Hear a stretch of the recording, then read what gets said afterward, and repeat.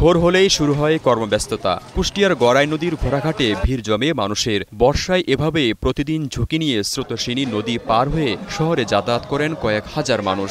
গড়াই নদী জেলার কুমারখালী উপজেলার কয়া ও রবীন্দ্রনাথের স্মৃতি বিজড়িত শিলাইদহ ইউনিয়নকে শহর থেকে আলাদা করেছে।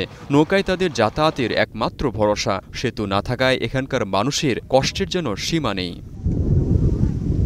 বর্ষাকালে নদীতে প্রবল স্রোত ও ঢেউয়ের কারণে বাড়ে ঝুঁকি। অতিরিক্ত যাত্রী নিয়ে নদী পারাপারের দুর্ঘটনাও ঘটে প্রায়।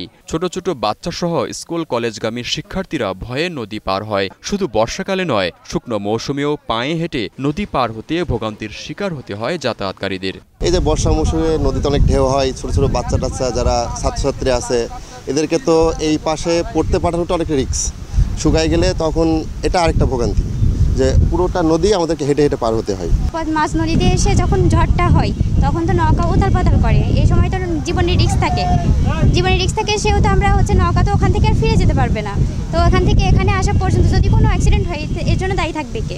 এদিকে নৌকা পারাপারে ইচ্ছে মতো ভাড়া নির্ধারণ করা হয়। কারণে অকারণে বাড়তি ভাড়া আদায়ের অভিযোগও অনেকের। পারাপারে অনেক সমস্যা এখানে ঘাট মুক্তিযোদ্ধারা ডাইকি অল্প টাকায় ডাইকি বেশি টাকায় বিক্রি করে। প্রথম 2 টাকা ঘাট টাকার পর 2 টাকা 3 টাকা করে পারাপার নিল।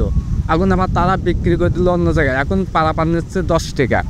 অসুস্থ রোগী, বয়স্ক মানুষ, কৃষি পণ্য ও ব্যবসায়ীদের মালামাল পরিবহনে ভোগান্তি বাড়ে দ্বিগুণ। গর্ভবতী মায়েদের সঠিক সময়ে হাসপাতালে পৌঁছাতে বেশ হিমশিম খেতে হয়। দূরপথে রোগীকে নিয়ে যেতে হয় হসপিটালে।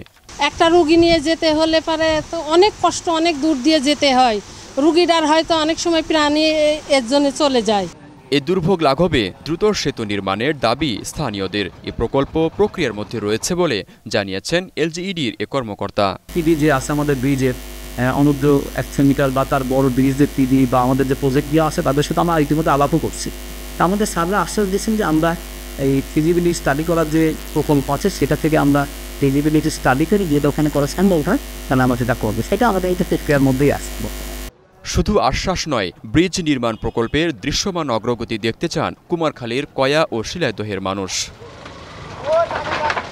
Desk report, star news.